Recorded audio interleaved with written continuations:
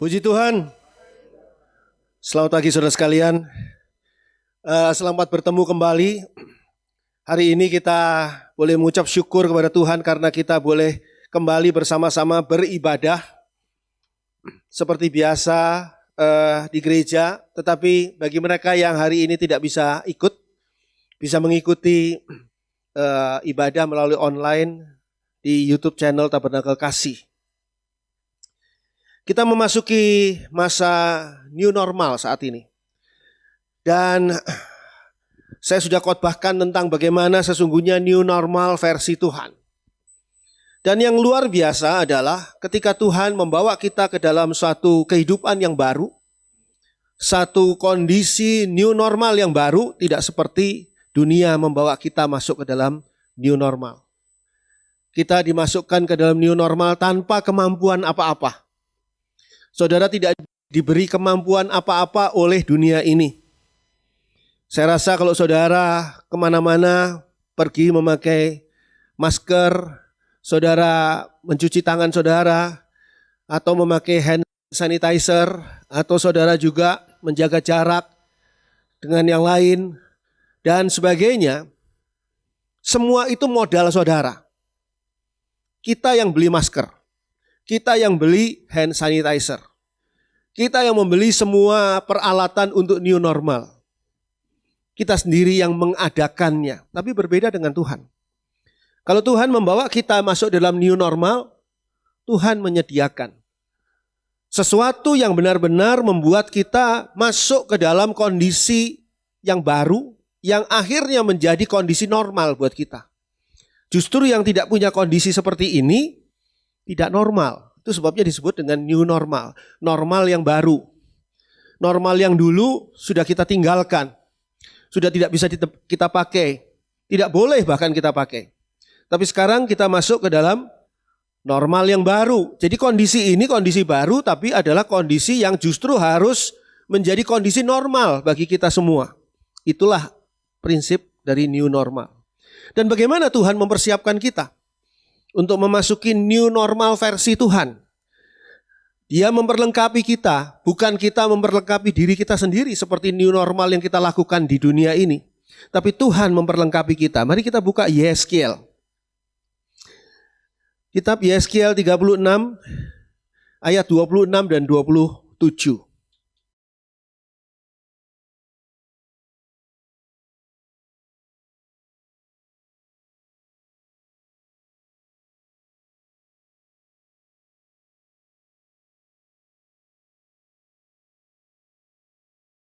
Yesaya 36 ayat 26 dan 27. Kamu akan kuberikan hati yang baru dan roh yang baru di dalam batinmu, dan aku akan menjauhkan dari tubuhmu hati yang keras, dan kuberikan kepadamu hati yang taat. Rohku akan kuberikan diam di dalam batinmu, dan aku akan membuat kamu hidup menurut segala ketetapanku, dan tetap berpegang pada peraturan-peraturanku dan melakukannya. Inilah new normal versi Tuhan. Tuhan tidak menyuruh kita pakai modal kita sendiri. Tetapi Tuhan memperlengkapi saudara dan saya untuk memasuki satu kehidupan versi yang baru yang harus menjadi kehidupan normal bagi kita. Bukan sesuatu yang, ini suatu kehidupan yang istimewa atau kehidupan yang spesial dan sebagainya, bukan. Tapi harus menjadi kehidupan normal bagi kita. Dikatakan di sana pada ayat 26, kamu akan kuberikan hati yang baru. Saudara kalau pakai masker, jangan lupa maskernya mesti dicuci kalau yang kain. Kalau yang maskernya yang sekali pakai ya harus dibuang. Pakai masker yang baru. Dan itu kita beli sendiri. Kita dapat sendiri. Tapi kalau ini Tuhan memberi, bukan masker yang baru, tapi hati yang baru. Kamu akan kuberikan hati yang baru dan roh yang baru di dalam batinmu. Kita sudah punya roh, tapi roh kita diperbarui. Kita sudah punya hati, tapi hati kita diperbarui. Dan aku akan menjauhkan dari tubuhmu hati yang keras. Biasanya kita keras hatinya.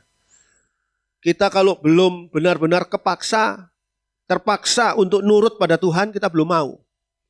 Biasanya kita harus ditempeleng dulu, harus dihajar dulu, harus ketemu masalah dulu, ketemu musibah dulu, baru nurut kepada Tuhan, baru bertobat. Tapi sekarang enggak, kita diberi hati yang tidak keras. Menjauhkan dari tubuhmu hati yang keras, dan kuberikan kepadamu hati yang taat. Ketika kita bertobat, kita mengalami satu kelahiran kembali, kelahiran baru di dalam Tuhan Yesus Kristus. Lalu kita mengalami kepenuhan Roh Kudus Tuhan. Ini adalah proses untuk mendapatkan hati yang baru. Untuk mendapatkan roh yang baru. Yaitu dikatakan di sini suatu hati yang taat. Sehingga kita perlu mengawalinya dengan bertobat. Bertobat itu menutup sama sekali, mengakhiri sama sekali hidup lama kita. Orang yang sudah bertobat tidak ingin kembali kepada model hidup yang lama. Orang yang sudah bertobat akan memasuki kelahiran baru, memasuki kehidupan baru, merupakan sebuah kejadian baru di dalam Tuhan Yesus.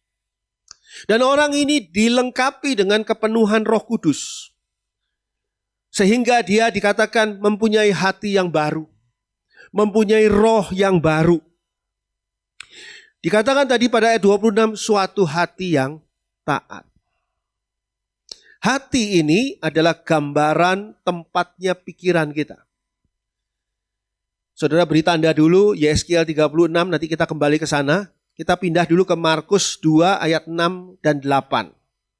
Apa itu hati? Kadang-kadang kalau tidak jelas kita tidak bisa memahami sesungguhnya kata-kata yang seringkali dipakai. Hati adalah gambaran tempat pikiran kita. Markus 2 ayat 6 dan 8. Markus 2 ayat 6 dan 8. Tetapi di situ ada juga duduk beberapa ahli Taurat. Mereka berpikir dalam hatinya. Tetapi Yesus segera mengetahui dalam hatinya bahwa mereka berpikir demikian. Lalu ia berkata kepada mereka, "Mengapa kamu berpikir begitu dalam hatimu?" Sehingga ketika dipakai kata hati, itu sesungguhnya berbicara tentang tempat berpikir. Berpikir di dalam hatinya. Dikatakan di sana tadi pada ayat 6, pada Markus 2 ayat 6 dikatakan di sana bahwa mereka ini berpikir dalam hatinya. Begitu juga dikatakan pada ayat 8. They were thinking in their heart. Jadi benar-benar hati adalah tempat dari pikiran. Tapi hati adalah tempat bagi pikiran, bukan hanya pikiran.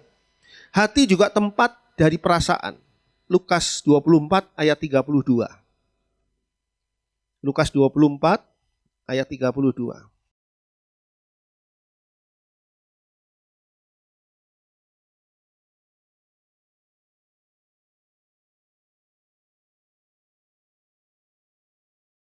Lukas 24 ayat 32. Kata mereka seorang kepada yang lain, "Bukankah hati kita berkobar-kobar ketika ia berbicara dengan kita di tengah jalan dan ketika ia menerangkan kitab suci kepada kita?" Dalam New International Version dikatakan hearts burning. Jadi hatinya ada satu perasaan yang berkobar-kobar. Bukankah hati kita berkobar-kobar ketika Tuhan Yesus itu berbicara kepada kita di tengah jalan dan ketika ia menerangkan kitab suci kepada kita? Ini kisah perjalanan dua murid ke Emmaus. Ketika Tuhan Yesus berbicara, hati mereka itu berkobar-kobar. Dan ini adalah mengatakan perasaan mereka. Hati adalah tempat pikiran dan tempat perasaan. Dan ini diberi oleh Tuhan nanti hati yang taat. Pikiran dan perasaan ini digerakkan oleh apa? Kalau kita bicara tentang roh, jiwa, dan tubuh, maka pikiran dan perasaan ini atau hati kita ini digerakkan oleh jiwa kita.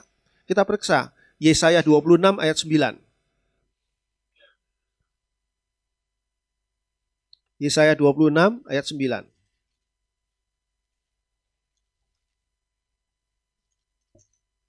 Yesaya 26 ayat 9. Dengan segenap jiwa aku merindukan engkau pada waktu malam. Juga dengan sepenuh hati aku mencari engkau pada waktu pagi. Sebab apabila engkau datang menghakimi bumi, maka penduduk dunia akan belajar apa yang benar. Jadi hati ini bukan lever. Tapi hati ini digerakkan oleh jiwa untuk membangkitkan kerja pikiran kita dan kerja perasaan kita. Dan inilah yang dikatakan oleh Tuhan. Tuhan akan memberikan kepada kita hati yang taat. Kalau saudara hari ini belum memiliki hati yang taat, berarti ada fasilitas dari Tuhan yang belum saudara ambil. Kenapa? Sebab Tuhan berjanji pada Yeskiel tadi yang sudah kita baca ayat 26, kamu akan kuberikan hati yang baru dan roh yang baru di dalam batinmu, dan aku akan menjauhkan dari tubuhmu hati yang keras dan kuberikan kepadamu hati yang taat. Jadi periksa dulu, apakah saudara sudah memiliki hati yang taat atau belum? Kalau belum, fasilitas itu ada dan tinggal saudara ambil. Kalau tidak mau diambil, berarti saudara belum masuk new normal versi Tuhan. Kalau saudara mau masuk new normal versi Tuhan, ambillah fasilitas yang Tuhan beri. Sebab apa? Sebab kita tidak mampu masuk ke dalam new normal versi Tuhan kalau bukan Tuhan memperlengkapi kita dengan berbagai macam hal yang tadi sudah dikatakan pada ayat 26. Ayat 27 dari Yeskiel 36. Rohku akan kuberikan diam di dalam batinmu, dan aku akan membuat kamu hidup menurut segala ketetapanku, dan tetap berpegang pada peraturan-peraturanku, dan melakukannya. Tuhan tidak menghendaki saudara ini diambil hatinya, lalu diganti dengan mesin, sehingga saudara menjadi robot. Ya, robot setengah manusia. Dulu ada film Robocop setengah manusia, ya, robot iya, manusia iya. Lalu saudara menjadi robot yang bisa diprogram. Diprogram seperti yang dikatakan pada ayat 27. Aku akan membuat kamu hidup menurut segala ketetapanku. Tuhan memprogram. Supaya saudara dan saya hidup menurut ketetapan Tuhan. Lalu dikatakan tetap berpegang pada peraturan-peraturanku. Diprogram. Tetap berpegang pada peraturan-peraturan Tuhan. Atau dikatakan di sini aku akan tetap berpegang pada peraturanku dan melakukannya, diprogram untuk melakukannya. Tidak seperti itu. Tapi Tuhan mengirimkan Roh Kudus. Roh Kudus mempunyai peran sangat penting supaya apa? Supaya kita bisa melakukan apa yang dikatakan pada ayat 27. Rohku akan kuberikan diam di dalam batinmu, dan aku akan membuat kamu hidup menurut segala ketetapanku. Ini bukan menjadikan kita robot, tetapi membuat kita dengan melalui pimpinan Roh Kudus. Kita memiliki hati yang baru, hati yang taat, lalu hati yang taat ini dipimpin oleh Roh Kudus. Ini peran yang sangat penting sekali. Supaya kita hidup menurut segala ketetapan Tuhan. Tadi sudah dikatakan bahwa hati kita adalah hati yang taat. Taat pada ketetapan Tuhan, hidup menurut ketetapan Tuhan, berarti taat pada ketetapan Tuhan. Kalau ada ketetapan Tuhan, berarti ada ketetapan-ketetapan lain. Ketetapan-ketetapan manusia, ketetapan-ketetapan dunia, ketetapan-ketetapan setan iblis kuasa kegelapan. Ada di sekeliling kita, tinggal kita pilih mau memakai ketetapan yang mana. Tapi kalau kita mempunyai hati yang taat, hati yang baru, hati yang Tuhan beri di dalam pimpinan Roh Kudus, kita mau hidup menurut segala ketetapan Tuhan. Artinya kita taat pada ketetapan Tuhan. Dan dikatakan di sana tetap berpegang pada peraturan-peraturan Tuhan. Artinya taat pada peraturan-peraturan Tuhan. Sekali lagi, kalau ada peraturan Tuhan berarti ada peraturan-peraturan manusia, ada peraturan dunia, ada peraturan-peraturan setan iblis kuasa gelap dan sebagainya. Itu semua bisa kita pilih. Kita bukan robot, kita bisa memilih, kita mengikuti peraturan yang mana. Kalau kita sudah punya hati yang taat, harusnya kita taat pada ketetapan Tuhan. Tuhan menetapkan dan kita taat. Itu ketetapan Tuhan. Tuhan menetapkan kita dan kita taat. Tuhan menetapkan kita pada hari ini seperti ini, kita taat. Tuhan menetapkan kita masa depan kita akan menjadi begini, kita taat. Itu hati yang baru. Dan berpegang pada peraturan Tuhan. Tuhan mengatur kita. Kamu harus begini. Kamu harus begitu. Kita tidak bertanya, Tuhan kenapa kok harus begini? Kenapa Tuhan peraturannya begini? Kenapa kok tidak diubah aja Tuhan? Supaya begini peraturannya. Oh tidak. Begitu Tuhan memberikan peraturan, kita taat. Dikatakan pada ayat 27, dan melakukannya. Melakukan ketetapan Tuhan dan melakukan peraturan Tuhan. Saudara perhatikan di sini. New normal bagi kita adalah memiliki hati yang taat. Taat untuk apa? Taat untuk melakukan semua ketetapan Tuhan. Taat untuk tetap berada pada ketetapan Tuhan. Taat untuk berpegang, mengikuti, berjalan pada peraturan-peraturan Tuhan. Di atas semua peraturan yang lain, di atas semua ketetapan yang lain, Tuhan yang kita taati. Itu namanya new normal bagi saudara dan saya. Karena kita memiliki hati yang taat disertai dengan pimpinan Roh Kudus. Hal ini penting sekali karena dunia ini memasuki era akhir zaman. Kita sudah tahu. Dan akhir zaman ini sudah dimulai dari sejak Tuhan Yesus datang ke dunia dan dikatakan bahwa kerajaan surga sudah dekat. Nah, sekarang sudah 2000 tahun berjalan, maka akhir zaman ini sudah memasuki masa-masa era yang terakhir. Jadi kalau kita saat ini tidak taat kepada ketetapan Tuhan, tidak taat pada peraturan Tuhan, tidak punya waktu lagi bagi kita untuk memperbaiki diri. Kita sudah bertobat, sudah lahir baru, sudah diurapi dengan Roh Kudus. Roh Kudus sudah diberikan kepada kita. Tapi kalau kita tidak mau melakukan, mewujudkan ketaatan itu, maka kita tidak punya waktu lagi untuk memperbaiki hidup kita. Kita akan meninggalkan dunia ini dalam kondisi yang sangat salah, sangat parah, sangat hancur. Apa sebabnya? Karena tidak mengikuti, tidak taat pada ketetapan Tuhan dan tidak taat pada peraturan yang Tuhan beri. Ingat-ingat lagi. Ketika Adam dan Hawa ditempatkan Tuhan di Taman Eden.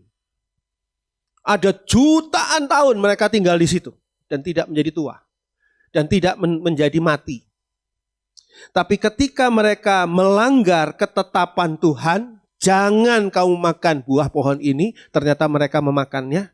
Mereka melanggar akan peraturan Tuhan. Tuhan katakan siapa yang memakannya akan mati. Mereka langgar peraturan itu, maka mereka terusir dari Taman Eden. Dan terusir dari Taman Eden untuk sampai kapan? Sampai selamanya. Puji Tuhan, ada Tuhan Yesus yang datang untuk menebus mereka yang mau percaya kepada Tuhan Yesus untuk dibawa kembali. Hari ini juga engkau dan aku bersama-sama di Taman Firdaus. Itu karena belas kasihan kemurahan Tuhan Yesus. Tapi sesungguhnya terbuangnya itu selama-lamanya. Jadi kalau kita lihat di sini, kalau sekarang kita tidak mau taat pada ketetapan dua hal, ketetapan dan peraturan Tuhan. Ketetapan dan peraturan Tuhan. Kita tidak mau taat pada dua hal ini, maka kita akan mengakhiri hidup kita di dalam bencana yang besar, yaitu bencana pemberontakan kepada Allah. Begitulah kisahnya Adam dan Hawa mengakhiri kisah indah mereka selama di Taman Eden. Boleh jadi hari ini kita diberkati Tuhan. Boleh jadi kita hari ini menjadi pelayan Tuhan, menjadi aktivis, menjadi jemaat Tuhan yang luar biasa. Tapi kalau kita tidak melakukan ketetapan Tuhan dan peraturan Tuhan, maka semuanya ini akan tidak ada gunanya. Saya ajak saudara membaca Amsal 13 ayat 13. Ini ayat ini mudah dihafal. Amsal 13 ayat 13.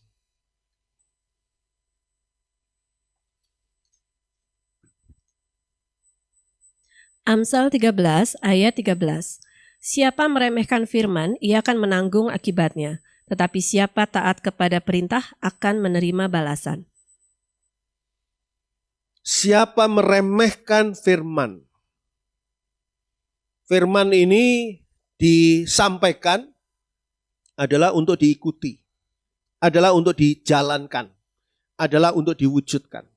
Tapi yang meremehkan firman, dia akan menanggung akibatnya.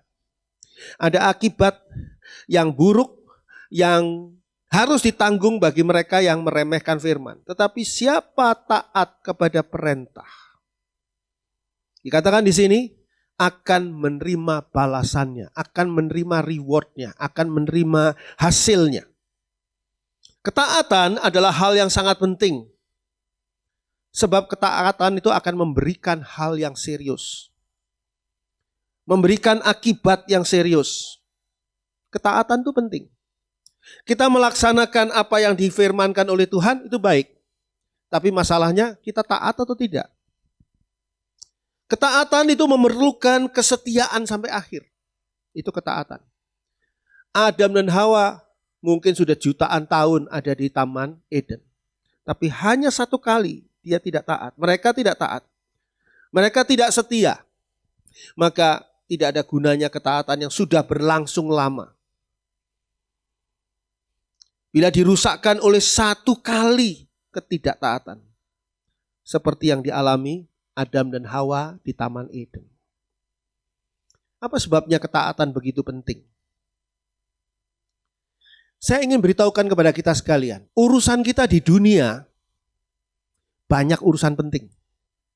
Saudara bisa memisahkan mana urusan penting, mana urusan tidak penting. Mana urusan yang bisa ditunda, mana urusan yang tidak bisa ditunda. Mana urusan yang serius, mana urusan yang tidak terlalu serius. Hidup kita akan kacau kalau urusan yang serius kita korbankan demi urusan yang tidak serius. Kita akan celaka kalau urusan penting kita singkirkan, kita sampingkan, kesampingkan, kita utamakan urusan tidak penting. Kita ini punya waktu terbatas. Biar orang kaya, orang miskin, orang pinter, orang bodoh, orang terkenal, tidak terkenal, sama punya waktu 24 jam sehari. Berarti waktu kita terbatas. Tidak ada yang melebihi 24 jam sehari. Malah orang yang seringkali mencoba untuk memaksimalkan 24 jam sehari, sehingga dia kurang istirahat dan sebagainya, malah dia harus istirahat lama di rumah sakit. Nggak bisa kerja. Atau bahkan mungkin umurnya jadi lebih pendek. Karena kurang istirahat. Nggak bisa kok. Nggak bisa. Nah, di dalam kondisi yang singkat itu, mana yang lebih penting? Mana yang utama? Saudara, meskipun saudara itu kaya raya, saudara tetap terbatas uangnya. Gak ada orang yang punya uang tidak terbatas. Jadi jangan saudara pikir, ya saya sih miskin, uangnya terbatas. Oh enggak, orang kaya juga terbatas uangnya. Ada batasnya. Tinggal sekarang kita mau menggunakan harta kita, kekayaan kita, kemampuan kita, talenta kita yang ada batasnya ini, umur kita yang ada batasnya ini, untuk sesuatu yang penting atau sesuatu yang kurang penting. Nah, firman Tuhan ajarkan kepada kita semua. Mengapa Tuhan menekankan hati yang taat? Kenapa kok penting sekali ini hati yang taat sebagai new normal bagi kehidupan kita di zaman akhir ini? Mempunyai hati yang taat. Kenapa ketaatan itu begitu penting? Karena ketaatan ini adalah hal yang utama sekali kalau kita memahaminya. Apa yang baik yang sudah dilakukan oleh Adam dan Hawa selama berjuta-juta tahun di Taman Eden hancur hanya karena satu kali ketidaktaatan. Apa sebabnya? Ada beberapa hal saya catat di sini. Di dalam ketaatan ada komitmen. Saudara kalau mau taat itu saudara di dalam hati itu ada komitmen. Komitmen untuk melakukan ketaatan. Saudara mengambil keputusan dalam hati saudara, saudara mensinergikan seluruh kemampuan saudara untuk mengambil satu keputusan saya mau taat. Baru saudara bisa taat. Komitmen. Komitmen ini mungkin tidak ada yang tahu. Tapi kalau saudara berkomitmen kepada Tuhan, maka komitmen kepada Tuhan itu Tuhan akan perhatikan dan Tuhan akan catat. Banyak orang yang begini. Ketika dia sedang menghadapi masalah dalam hidupnya, persoalan di dalam rumah tangganya, persoalan di dalam usahanya, pekerjaan bisnisnya, keuangannya, kesehatannya, dan sebagainya, dia berdoa dan mengatakan, Tuhan, mulai sekarang kalau Tuhan benar-benar melakukan mujizat Tuhan atas hidup saya mau taat. Tapi ini bukan komitmen sebetulnya. Dia hanya mempunyai satu dorongan janji. Karena apa? Karena dia mengharapkan kesembuhan. Karena dia mengharapkan mujizat. Karena dia mengharapkan pertolongan Tuhan. Nanti kalau sudah sembuh, lupa lagi. Kalau sudah sembuh, aduh Tuhan, gitu aja kok Tuhan hitung-hitungan banget sih Tuhan. Lupa lagi. Loh, kemarin kan kamu janji mau taat.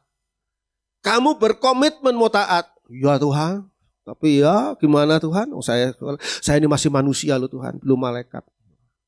Nggak akan pernah kita jadi malaikat. Komitmen ini penting untuk melakukan ketaatan. Coba kita buka 2 Tawarikh 34 ayat 31.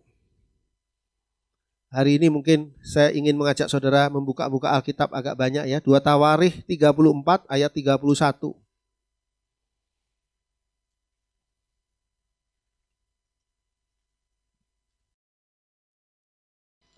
Dua Tawarikh 34 ayat 31. Sesudah itu berdirilah raja pada tempatnya dan diikatnyalah perjanjian di hadapan Tuhan untuk hidup dengan mengikuti Tuhan dan tetap menuruti perintah-perintahnya, peraturan-peraturannya, dan ketetapannya dengan segenap hatinya dan dengan segenap jiwanya, dan untuk melakukan perkataan perjanjian yang tertulis dalam kitab itu. Ini adalah kisahnya Raja Yosia. Punya nama Yosia agak berat loh. Soalnya harus taat sama Tuhan. Nggak boleh main-main. Raja Yosia ini dikatakan pada ayat 31. Dia berdiri pada tempatnya dan diikatnyalah perjanjian di hadapan Tuhan untuk hidup dengan mengikuti Tuhan. Itu adalah komitmen. Dia belum tahu masa depannya bagaimana.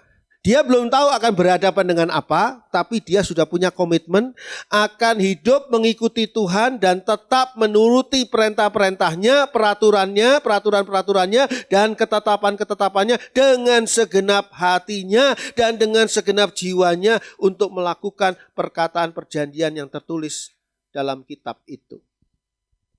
Kitab itu maksudnya Taurat.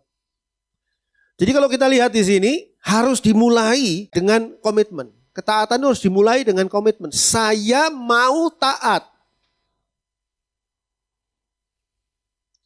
Sehingga Raja Yosia ini berdiri di sana dan dia mengucapkannya, mengikrarkannya, komitmennya. Dia belum tahu, mungkin saja, besoknya mungkin saja. Setelah komitmen begitu, besoknya meninggal dunia.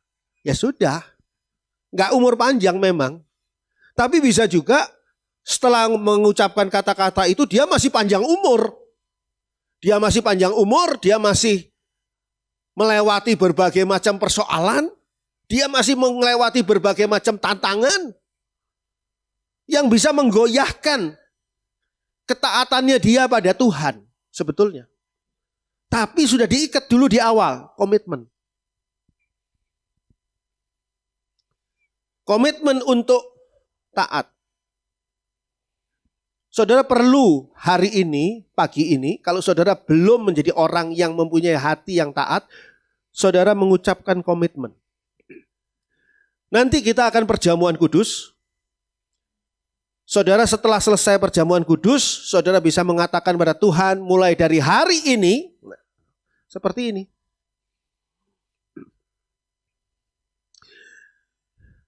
Aku berjanji untuk hidup mengikuti Tuhan dan tetap menuruti perintah-perintah Tuhan, peraturan-peraturan Tuhan dan ketetapan Tuhan dengan segenap hatiku, dengan segenap jiwaku untuk melakukan perkataan perjanjian yang tertulis di dalam Alkitab. Sudah bisa ucapkan itu. Saya mau taat kepada Tuhan. Itu komitmen. Dan komitmen itu mengikat saudara untuk selalu hidup dalam ketaatan. Kadang-kadang banyak pilihan, ini yang mengucapkan raja.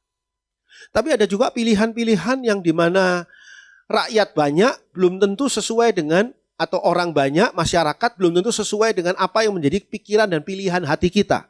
Mari kita baca Yosua 24 ayat 15. Coba kita lihat bagaimana sikap Yosua ketika Yosua sudah selesai menghantarkan bangsa Israel masuk ke Kanaan dan sudah membagikan tanah-tanahnya dan sudah selesailah tugas Yosua. Yosua sudah tidak populer lagi. Dan bangsa Israel ini bangsa yang keras tengkuk, keras hati. Maunya sendiri, ngotot, ngeyel, itu semua kumpul, orang-orang kayak gitu kumpul di bangsa Israel ini. Dan apa yang dikatakan Yosua 24 ayat 15? Yosua 24 ayat 15. Tetapi jika kamu anggap tidak baik untuk beribadah kepada Tuhan, pilihlah pada hari ini kepada siapa kamu akan beribadah. Allah yang kepadanya nenek moyangmu beribadah di seberang sungai Efrat, atau Allah orang Amori yang negerinya kamu diami ini, tetapi aku dan seisi rumahku kami akan beribadah kepada Tuhan. Yosua sudah tidak bisa lagi memaksa bangsa Israel. Kamu harus menyembah Tuhan. Oh, Yosua bukan raja. Kalau raja Yosia tadi bisa, karena dia raja. Ini Yosua bukan raja. Dia selesai tugasnya. Jadi singkat kata apa yang dikatakan oleh Yosua pada Yosua 24 ayat 15. Silahkan kalian mau menyembah kepada siapa. Dalam bahasa aslinya, mbuh karepmu mau nyembah sama siapa gitu. Terserah. Masa bodoh. Udah rasanya kesel ini Yosua. Udahlah, gak tahu lah, terserah kamu lah. Saya gak mau debat, saya gak mau eyel-eyelan, saya gak mau. Udah, kata Yosua, saya sudah tua, udahlah. Terserah kamu. Kamu mau apa? Mau jungkir balik, mau nyembah berhala, mau nyembah dewa mana, terserah kamu. Tapi Yosua punya komitmen. Tetapi aku dan seisi rumahku, kami akan beribadah kepada Tuhan. Apapun yang akan terjadi di depan, saya belum tahu. Tapi yang saya tahu adalah saya hari ini mengambil komitmen untuk tetap beribadah kepada Tuhan yang disembah oleh Abraham, Ishak, dan Yakub.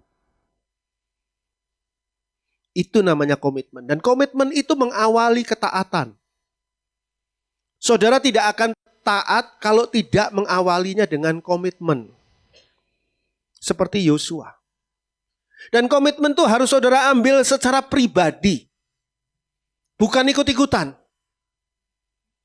Boleh jadi seluruh keluarga saudara, teman-teman saudara adalah orang-orang yang tidak takut Tuhan.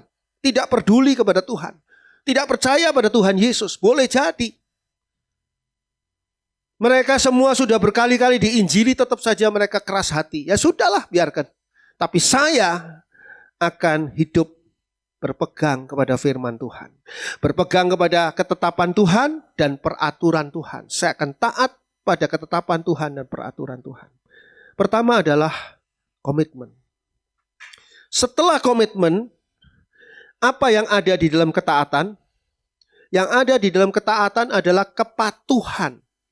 Di dalam ketaatan itu ada ketundukan.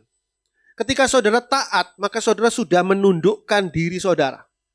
Manusia ini punya ego. Dan egonya itu mementingkan diri sendiri dan berorientasi. Kadang-kadang egosentris, berorientasi pada dirinya sendiri, itu sangat kuat. Sehingga tanpa sadar, ego. Saudara jangan berpikir kalau saudara berbuat baik, itu saudara tidak sedang ego.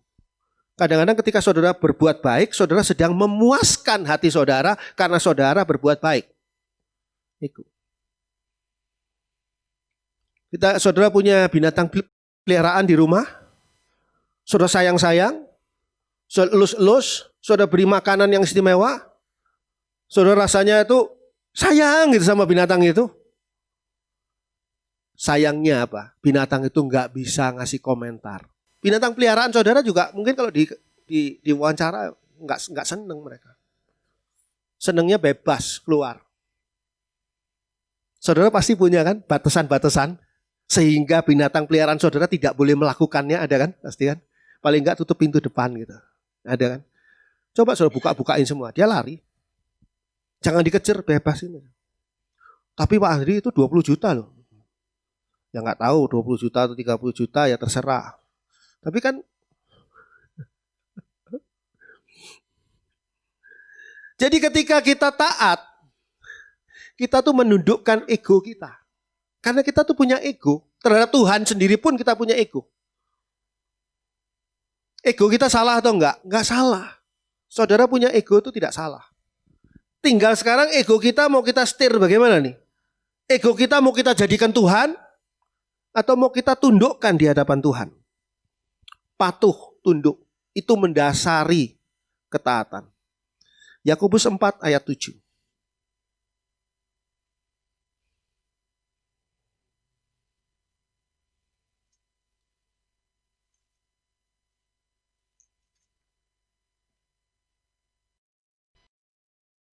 Yakobus 4 ayat 7.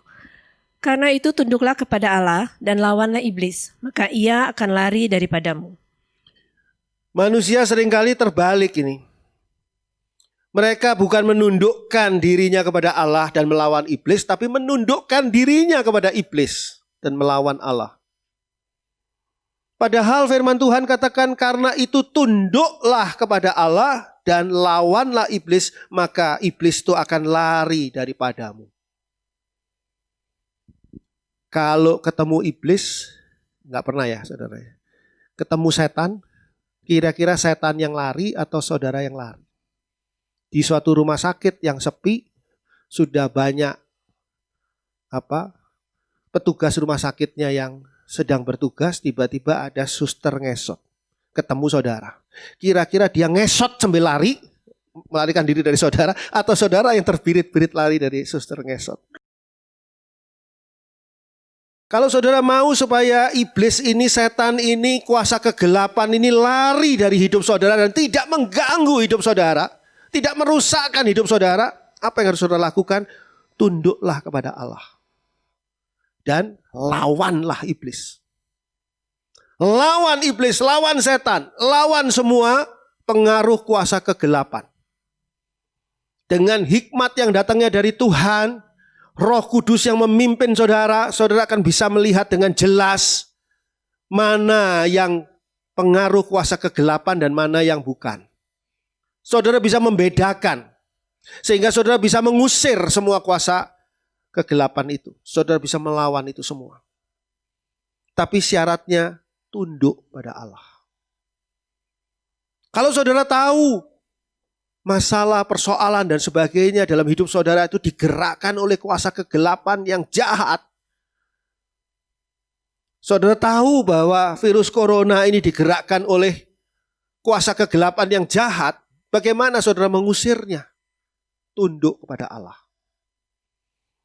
Tunduk kepada Allah. Karena ketundukan kepada Allah, kepatuhan kepada Allah ini mendasari ketaatan. Tidak ada orang taat tapi tidak tunduk, tidak ada. Bawahan taat pada atasan, murid taat pada guru, anak taat pada orang tua. Enggak mungkin anak itu sambil taat sambil berontak, enggak mungkin. Papa, mama, saya mau pergi sama hangout sama teman-teman supaya saya enggak mengalami auto bosen. Karena pakai istilah baru kan, sekarang pakai auto kan, selalu auto bosen. Kata mamahnya, kata papa, boleh. Tapi jam 7 malam sudah harus di rumah. Loh, kalau dia taat, dia pasti nurut, jam 7 sudah ada di rumah. Gak mungkin dia mau jam 7 tetap ada di rumah, sembali berontak. Gak mungkin. Orang taat itu diawali dengan kepatuhan. Mendasari ketaatan adalah kepatuhan, ketundukan. Begitu juga kepada Allah. Tidak semua hal yang kita inginkan loh, itu diberikan Allah kepada kita. Kadang-kadang apa yang kita doakan, itu Tuhan tidak kabulkan. Walaupun Tuhan mengabulkan sesuatu yang jauh lebih besar, jauh lebih baik dibandingkan dengan apa yang kita minta dalam doa kita. Tapi kan ego kita kan pengennya itu. pengennya ya itu. Pengennya Lazarus tuh sembuh, nggak mati. Kok Tuhan nggak nyembuhkan Lazarus? Gimana sih? Karena Tuhan mau membangkitkan Lazarus. Itu yang nggak terpikir oleh kita. Seringkali apa yang menjadi langkah Tuhan ke depan itu nggak terpikir oleh kita. Kita sudah ngomel sekarang. Ini kok Tuhan nggak kabulkan sih doa saya ini? Tuhan itu pasti mengabulkan doa anak-anaknya. Saya beri jaminan pada saudara. Tuhan pasti mengabulkan doa anak-anaknya. Tapi bukan nggak harus seperti yang kita minta. Dikabulkannya yang jauh lebih baik dari itu. Ketika saudara minta satu tempat yang baik buat tinggal saudara, mungkin Tuhan tidak kabulkan saudara menerima tempat yang baik, rumah yang baik buat tinggal saudara di dunia. Karena ketika saudara meninggal dunia, nanti anak-anak saudara berkelahi untuk merebutkan rumah itu. Jadi Tuhan menyiapkannya di mana? Di surga. Yang jauh lebih baik. Yang tidak mungkin diklaim oleh apapun juga. Tidak mungkin sertifikatnya double. Kalau di dunia saudara beli rumah bisa sertifikat double loh. Hati-hati. Dan saudara akhirnya bisa berperkara dengan orang itu. Capek hidup saudara. Akhirnya menang sih tapi capek. Tapi kalau di dalam surga, wow, tempat yang sungguh indah. Jadi kita seringkali tidak terfikirkan hal itu. Di dalam ketaatan ada komitmen untuk melakukan ketaatan. Yang kedua ada kepatuhan atau ketundukan. Yang ketiga, di dalam ketaatan itu ada kesetiaan. Orang yang taat itu sekaligus dia itu setia dengan apa yang dijanjikannya atau ditaatinya. Setia di dalam menjalani ketaatan. Kesetiaan. Kesetiaan ini akan terbit sendiri atau terbina sendiri atau terjadi sendiri ketika saudara taat. Setia. Coba kita buka 1 Tesalonika 5 ayat 24. 1 Tesalonika 5 ayat 24.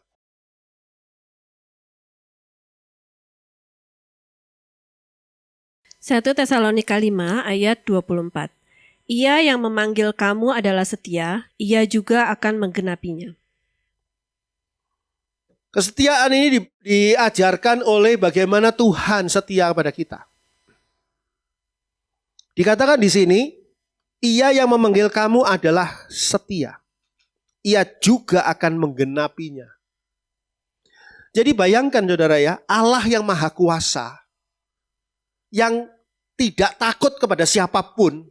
Allah itu tidak tunduk pada siapapun. Tapi dia tetap tunduk kepada ketaatan yang dia tetap taat kepada firman yang sudah disampaikannya. Dia tetap tunduk pada firman yang sudah disampaikannya. Kalau kepada saudara dan saya dijanjikan surga, dan itu belum terjadi hari ini, maka gak usah kita khawatir. Karena Allah yang maha kuasa itu tunduk kepada firman-Nya sendiri. Tunduk kepada apa yang dikatakannya, taat kepada apa yang dikatakannya. Sehingga dikatakan di sini, ia yang memanggil kamu adalah setia. Kesetiaan Allah itu tidak perlu diragukan. Ia juga akan menggenapinya. Pasti.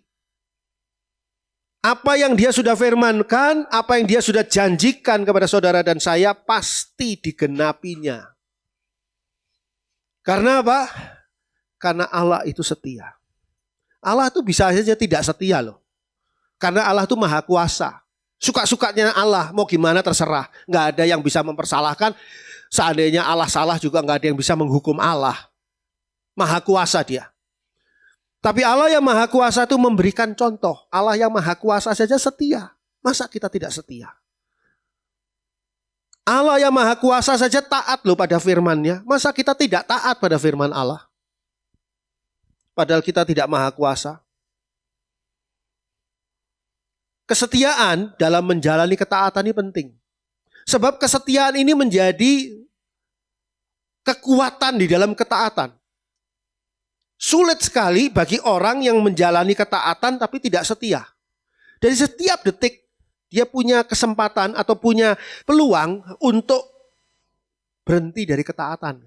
Karena apa? Karena tidak setia. Kesetiaan itu penting. Penting sekali dalam menjalani ketaatan. Rumah tangga. Pada waktu mulai menikah, pasangan ini menjaminkan atau mengeluarkan atau mengucapkan janji setia satu dengan yang lain. Hai istri, tunduklah pada suami. Hai suami, kasihlah istri. Ya. Saya kadang-kadang berpikir gini.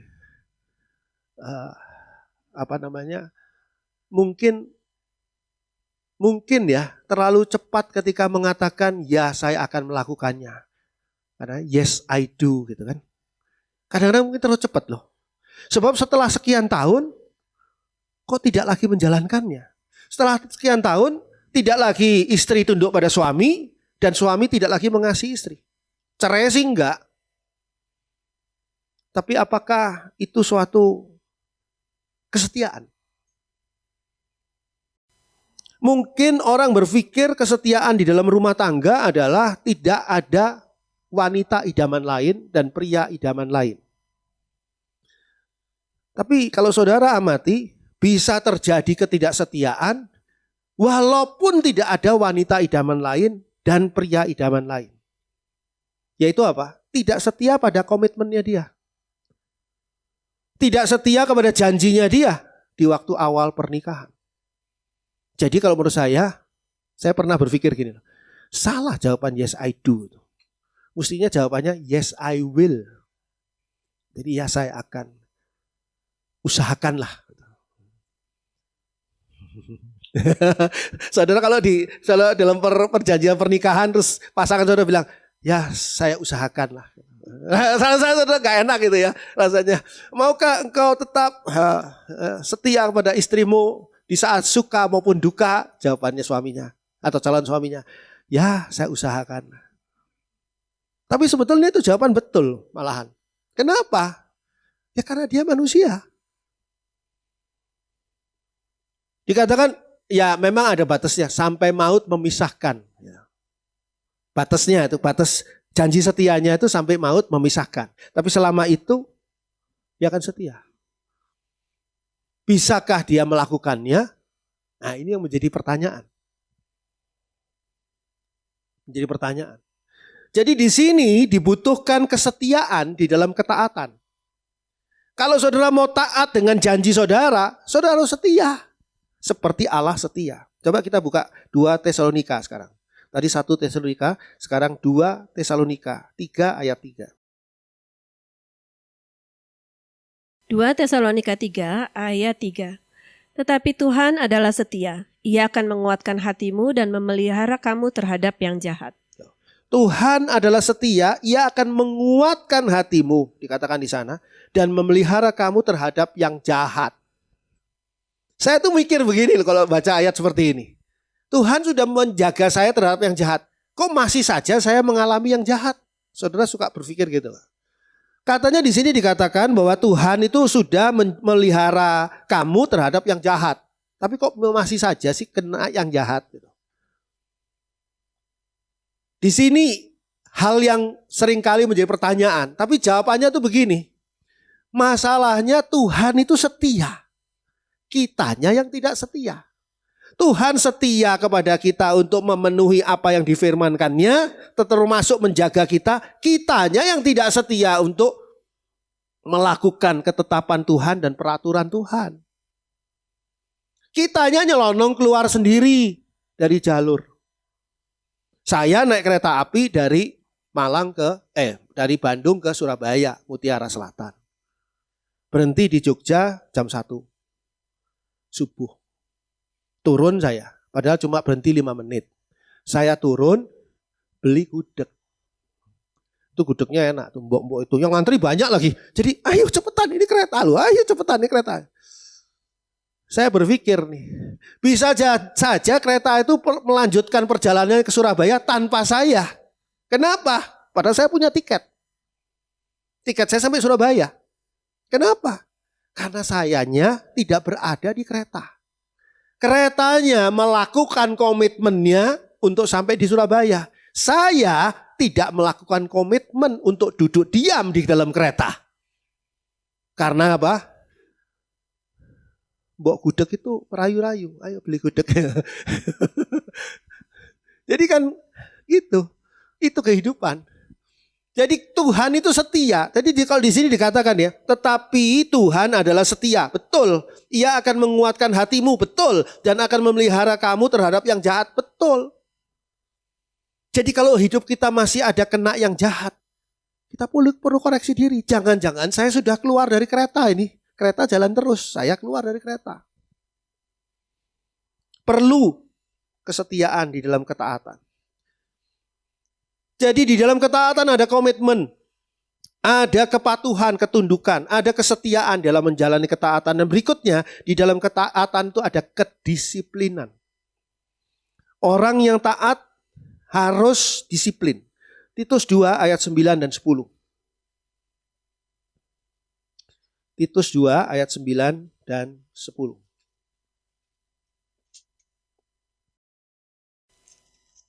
Titus 2 ayat 9 dan 10. Hamba-hamba hendaklah taat kepada tuannya dalam segala hal dan berkenan kepada mereka, jangan membantah, jangan curang, tetapi hendaklah selalu tulus dan setia, supaya dengan demikian mereka dalam segala hal memuliakan ajaran Allah, juru selamat kita. Di sini ditunjukkan bahwa seorang hamba atau hamba-hamba yang mau hidup dalam ketaatan, tapi mereka tidak disiplin, maka mereka akan menghancurkan ketaatan. Sehingga dikatakan di sini pada ayat 9, hamba-hamba hendaklah taat kepada tuannya dalam segala hal. Bukan hamba-hamba hendaklah taat kepada tuannya kalau tuannya ada di kantor. Jadi kalau ada tuannya, makanya sekarang kan gini, seringkali di kantor dipasangi CCTV kan, di ruangan-ruangan kantor. Sehingga yang kerja ini seolah-olah diawasi oleh bos di ruangannya. Padahal CCTV-nya ini rusak sudah. Cuma buat nakut-nakutin aja gitu. Tapi kalau suatu hari saudara mikir ya, wah khotbahnya Pak Andri bener tuh. CCTV itu pasti rusak. Terus saudara mengejek-ejek si bos saudara melalui CCTV itu. Gitu. Ternyata CCTV-nya sudah diperbaiki kemarin. Jadi jangan. Kenapa sih harus diawasi? Kenapa harus diawasi? Karena seringkali kita itu tidak disiplin. Disiplin itu sebetulnya menindak diri sendiri. Tidak ada yang tahu. Tapi menindak diri sendiri. Kamu harus begini. Itu ketaatan. Taat itu, hidup dalam ketaatan membutuhkan kedisiplinan. Kalau tidak, wah, peluang untuk tidak taatnya besar. Saudara kan sudah banyak dengar firman Tuhan. Sekarang gilirannya saudara taat. Karena diberi hati yang taat. Ini new normal. New normal bagi kita tuh hati yang taat. Datangnya dari Tuhan. Sehingga orang yang masih Kristen tapi hidupnya tidak taat pada Tuhan. Tidak taat pada peraturan Tuhan. Tidak taat kepada perintah Tuhan. Ketetapan Tuhan. Sesungguhnya dia masih hidup lama. Belum new normal. Disiplin. Disiplin dalam kehidupan. Jadi tahu bahwa saya ini adalah seorang hamba Tuhan. Saya ini seorang jemaat Tuhan. Saya ini seorang murid Kristus. Efesus 6 ayat 5 sampai 7. Hari ini saya hadiahi saudara banyak ayat. Efesus 6 ayat 5 sampai 7. Efesus 6 ayat 5 sampai 7. Hai hamba-hamba, taatilah Tuanmu yang di dunia dengan takut dan gentar, dan dengan tulus hati sama seperti kamu taat kepada Kristus. Jangan hanya di hadapan mereka saja untuk menyenangkan hati orang, tetapi sebagai hamba-hamba Kristus yang dengan segenap hati melakukan kehendak Allah, dan yang dengan rela menjalankan pelayanannya seperti orang-orang yang melayani Tuhan dan bukan manusia. Jadi jelas di sini ya, ketaatan itu membutuhkan kedisiplinan. Dikatakan di sini jangan hanya untuk menyenangkan hati mereka. Tapi kita perlu Tuhan melihat ketaatan ini dan Tuhan menghargai. Itu sebabnya Tuhan Yesus di dalam pelayanannya di muka bumi sampai dia naik ke surga. Dia itu taat, bahkan sampai mati di atas kayu salib. Dia tuh menjalankan taat, ketaatan, kedisiplinan dalam dirinya dia karena dia tahu Dia ditugasi oleh Allah datang ke dunia ini untuk apa?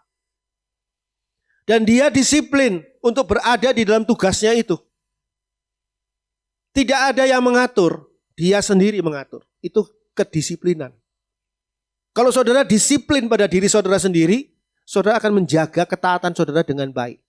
Tapi kalau saudara tidak disiplin pada diri saudara sendiri, itu celah yang luar biasa. Kuasa kegelapan tuh ingin kalau kita tuh tidak taat. Ketika kita tidak taat, kita akan melukai hati Tuhan. Saudara tidak taat kepada orang tua saudara, kepada mama saudara, pada papa saudara, melukai hati mereka. Dan mencelakai hidup saudara karena mereka punya satu arahan yang baik. Di dalam ketaatan, tadi saya sudah katakan, pertama adalah harus ada komitmen. Kedua, di dalam ketaatan ada kepatuhan. Di dalam ketaatan ada kesetiaan. Di dalam ketaatan ada kedisiplinan. Terakhir, di dalam ketaatan harus ada keberanian. Keberanian untuk menanggung risiko karena ketaatan itu. Saya beritahu pada saudara, ketaatan itu mengandung risiko. Kalau saudara tidak berani menanggung risiko dari ketaatan itu, hancur ketaatan saudara. Karena saudara berusaha untuk taat kepada Allah yang tidak diterima di dunia. Tuhan Yesus itu tidak diterima di dunia. Saudara berusaha taat kepada firman Tuhan Yesus yang tidak diterima di dunia. Jadi saudara menanggung risiko. Coba kita bandingkan dengan Kisah Para Rasul 3 ayat 1 sampai 3. Kisah Para Rasul 3 ayat 1 sampai 3 lalu ayat 18 sampai 20. Kisah Para Rasul 3 ayat 1 sampai 3, 18 sampai 20. Kisah Para Rasul 3 ayat 1 sampai dengan 3. Pada suatu hari menjelang waktu sembahyang, yaitu pukul 3 petang, naiklah Petrus dan Yohanes ke bait Allah. Di situ ada seorang laki-laki yang lumpuh sejak lahirnya sehingga ia harus diusung. Tiap-tiap hari orang itu diletakkan dekat pintu gerbang bait Allah yang bernama Gerbang Indah untuk meminta sedekah kepada orang yang masuk ke dalam bait Allah. Ketika orang itu melihat bahwa Petrus dan Yohanes hendak masuk ke bait Allah, ia meminta sedekah. Kisah Para Rasul 3 ayat 18 sampai 20. Tetapi dengan jalan demikian, Allah telah menggenapi apa yang telah difirmankannya dahulu dengan perantaraan nabi-nabinya, yaitu bahwa Mesias yang diutusnya harus menderita. Karena itu sadarlah dan bertobatlah, supaya dosamu dihapuskan, agar Tuhan mendatangkan waktu kelegaan dan mengutus Yesus yang dari semula diuntukkan bagimu sebagai Kristus. Saya teruskan sedikit yang Kisah Para Rasul 3, saya teruskan ayat 4 dan seterusnya ayat sampai ayat 6 dikatakan begini. Mereka menatap dia dan Petrus berkata, lihatlah kepada kami. Lalu orang itu menatap mereka dengan harapan akan mendapat sesuatu dari mereka. Tetapi Petrus berkata, emas dan perak tidak ada padaku, tetapi apa yang kupunyai kuberikan kepadamu. Demi nama Yesus Kristus orang Nazaret itu berjalanlah. Lalu ayat 7, lalu ia memegang tangan kanan orang itu dan membantunya berdiri. Seketika itu juga kuatlah kaki dan mata kaki orang itu. Jadi di sini kalau kita lihat, melalui peristiwa ini, melalui peristiwa orang yang lumpuh sejak lahirnya ini, Petrus dan Yohanes memperkenalkan Tuhan Yesus. Lalu dikatakan dengan jelas di sana bahwa perkenalan dengan Tuhan Yesus ini adalah satu hal yang harus dilakukan. Dan Petrus sama Yohanes tidak menyembunyikan hal ini. Mereka berani untuk menanggung resiko dari ketaatan mereka kepada Tuhan Yesus. Sehingga pada ayat selanjutnya, pada ayat 18 sampai 20 dijelaskan di sana bahwa Tuhan Yesus ini datang untuk membawa manusia menjadi orang yang bertobat, orang yang diperbarui, orang yang diselamatkan. Jadi ini adalah risiko karena setelah itu Petrus dan Yohanes dibenci. Bahkan mereka dimasukkan dalam penjara karena ketaatannya kepada Tuhan Yesus. Contoh lain, ini karena kita supaya cepat saja kita pindah ke Daniel 3. Daniel 3 ayat 13 sampai 18. Sebagai ayat terakhir ini Daniel 3 ayat 13 sampai 18.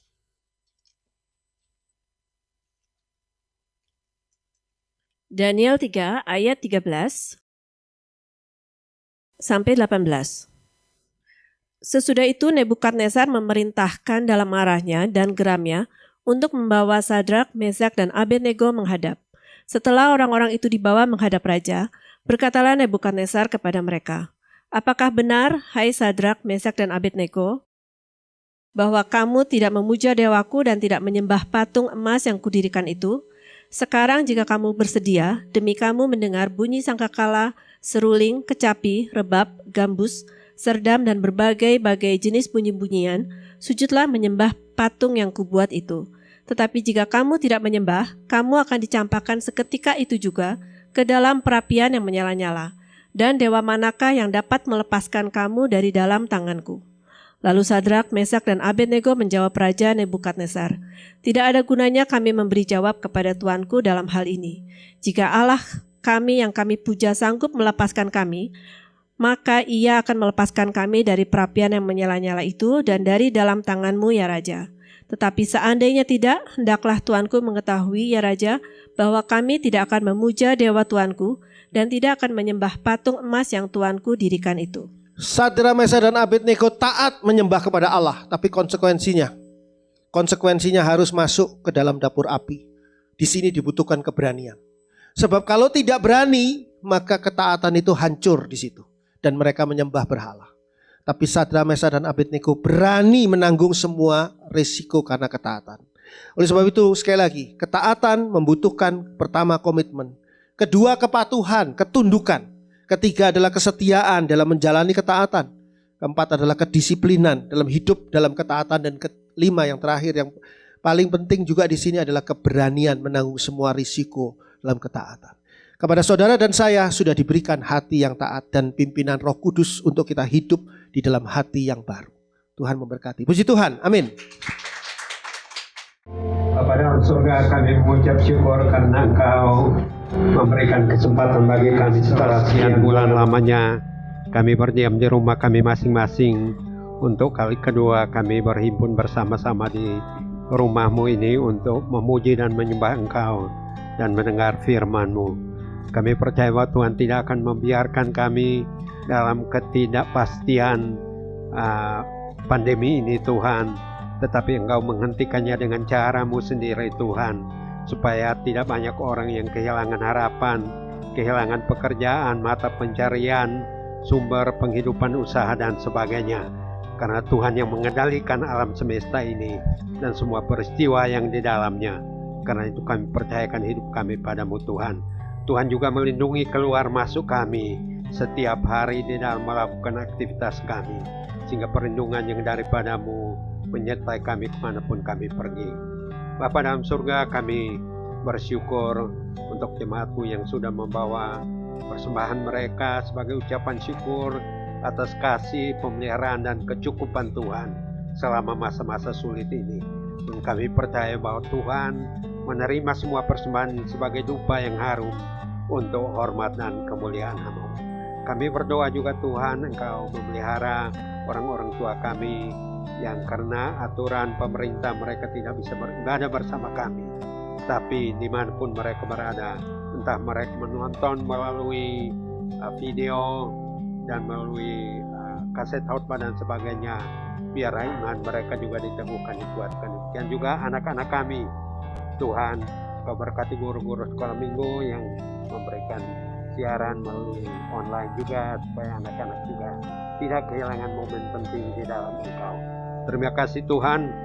Sekali lagi kami menyerahkan pemerintah dan negara kami.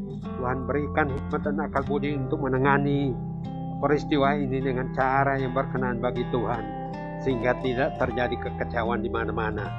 Dan biarlah nama Tuhan dipermuliakan dan kami semua melihat keajaiban Tuhan di tengah-tengah situasi ini, di mana saudara-saudara kami yang lain belum bisa beribadah. Tapi kami percaya bahwa Tuhan yang mengatur tepat pada waktunya, kami akan melihat bahwa Tuhan kami berdaulat dan Ia layak menerima pujian, hormat, dan sembah kami. Terima kasih Tuhan, sebentar kami akan kembali ke rumah kami masing-masing. Karena itu kami mengangkat tangan kami, mengangkat hati kami untuk menerima berkat daripada-Mu. Turunlah kiranya kita sekalian berkat dari tempat yang maha tinggi, dari tahta hadirat Allah, dari Bapa yang Maha Kuasa, di dalam nama Tuhan Yesus, oleh persekutuan Allah Roh Kudus, tercurah bagi kita semua yang hadir dalam ibadah ini sampai Maranatha Tuhan Yesus datang kembali. Di dalam nama Tuhan Yesus.